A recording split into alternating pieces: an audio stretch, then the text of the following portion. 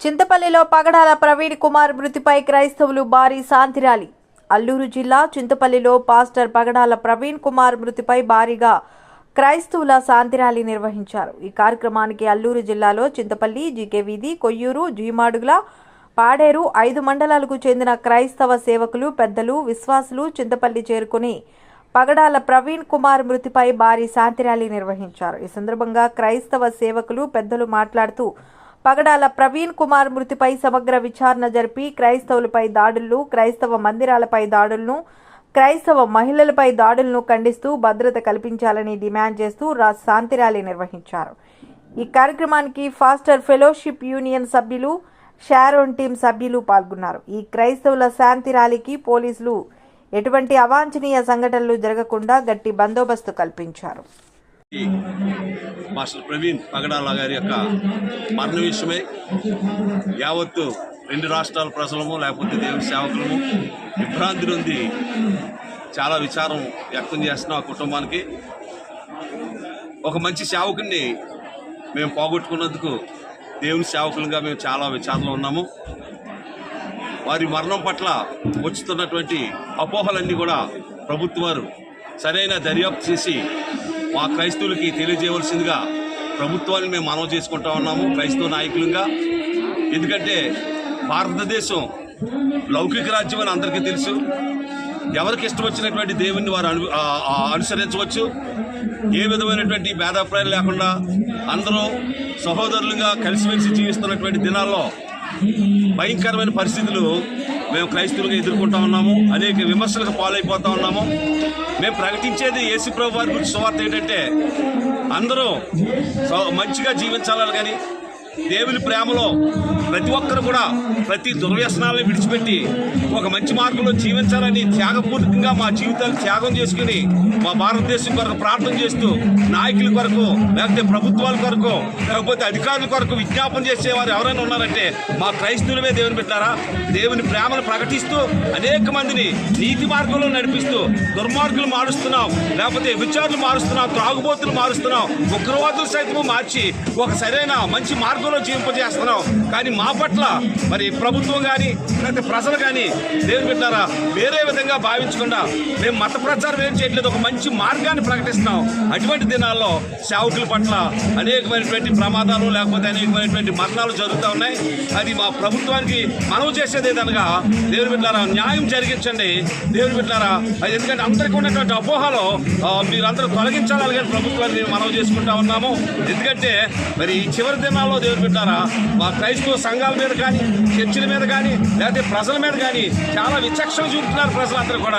అది మీరు పోగొట్టి మా భారతదేశంలో మాకు అందరికీ న్యాయం తీర్చాలని కోరుకుంటూ దేవుని సేవకులుగా ప్రభుత్వానికి ప్రజలకి మేము మనవి చేసుకుంటున్నాము.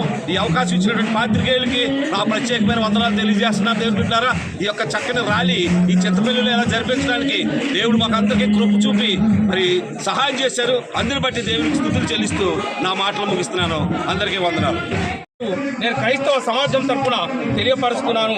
అలాగే భారతదేశంలో మరి స్వతంత్రం వచ్చి ఇప్పుడు 78 సంవత్సరాలైనా దేవుని బిడ్డలారా నేను ఈ మాట ఎందుకు చెప్తున్నానంటే బాధతో చెప్పే మాట. ఎందుకంటే అంతకు ముందు ఎంతోమంది ప్రధానమంత్రులు మనకు వచ్చారు, మనకి ఇలాంటి గొడవ లేదు. ఈ 10 సంవత్సరాలు ఎంతోమంది కొన్ని వేల మంది క్రైస్తవులు చచ్చిపోయారు, కొన్ని వందల మంది సేవకులు చనిపోయారు. కాబట్టి దయచేసి ఇలాగ జరగకుండా ప్రభుత్వాలే దానికి సరైనటువంటి చొరవ తీసుకొని ఇలాంటి జరగకుండా మరి అన్ని మంచి జాగ్రత్తలు తీసుకొని అందరికీ సమానత్వంగా చూడాలని మేము మరొకసారి మీ అందరికీ ప్రేమపూర్వకంగా కోరుతూ అధికారి వారికి మరొకసారి నా కృతజ్ఞత వందనాలు చెల్లిస్తూ ఈ పత్రికా విలేకరులకు, చేరిన పెద్దలకు, అలాగే ఇక్కడ ఉన్న జనాంగాలకి అందరికీ కూడా ఈ అవకాశం ఇచ్చినటువంటి పత్రికా విలేకరులకు, పెద్దలందరికీ కూడా మరొకసారి నా హృదయపూర్వకమైన వందనాలు చెల్లిస్తూ నమస్కారం చెల్లిస్తూ నేను ఈ మాటలు ముగిస్తున్నాను. నమస్కారం అండి. ఈరోజు ప్రత్యేకమైన విషయం ఏంటంటే ప్రవీణ్ పగడాల మృతిపై మరి మాకు అనేకమైన సందేహాలు ఉన్నాయి. మరి ప్రభుత్వం మరి దర్యాప్తు చేస్తుంది. ఆ సమగ్ర దర్యాప్తులో మరి ఆధారాలు కీలకమైన బయటపెడితే మా మనశ్శాంతి కలుగుతుంది. కాబట్టి క్రైస్తవం అంతా కోరుకుంటుంది క్రైస్తవానికి భద్రత. మరి క్రైస్తవం పట్ల మన ప్రభుత్వం ఒక చక్కని ఆలోచన కలిగి అందరికీ సమానాత్మక విధానంలో మరి క్రైస్తవానికి ఇచ్చేటువంటి పద్ధతులు ఇవ్వాలనేటువంటి కోరిక మాకుంది. కాబట్టి ప్రభుత్వం ఈ విషయంలో పట్టించుకొని క్రైస్తవుల పట్ల, క్రైస్తవ సంఘాల పట్ల, క్రైస్తవ సేవకుల పట్ల భద్రత కల్పించి చట్టపరమైనటువంటి నిర్ణయాలు, అంటే క్రైస్తవుల పట్ల దాడులు చేస్తున్న వాళ్ళకి చట్టపరమైన నిర్ణయాలు తీసుకొని మరి చట్టపరంగా శిక్షించాలని కోరుకుంటూ ఈ విషయంలో ప్రభుత్వం దృష్టి సారించి, కేంద్ర ప్రభుత్వం, రాష్ట్ర ప్రభుత్వం దృష్టి సారించి న్యాయం జరిగించాలని కోరుకుంటూ ఈ మాటలను మేము ముగిస్తున్నాం. ఎందుకంటే ఆయన గొప్ప దైవజనులు. అలాంటి వీడియోలు చెక్ చేయడం అనేటువంటి సరైన విషయం కూడా కాదని కూడా ప్రేమపూర్వకంగానే చెప్తున్నాం. కోపంతో, పగాతో కాదండి, ఇది మాకున్న బాధ చెప్తున్నాం. దయచేసి ఈ విషయాలు గమనించి ప్రభుత్వం వరకు విషయాన్ని నేను చెప్తున్నాను. మొదటిగా ఏంటంటే భారతదేశంలో ఉన్న క్రైస్తవులపై దాడులు ఆపేయాలి.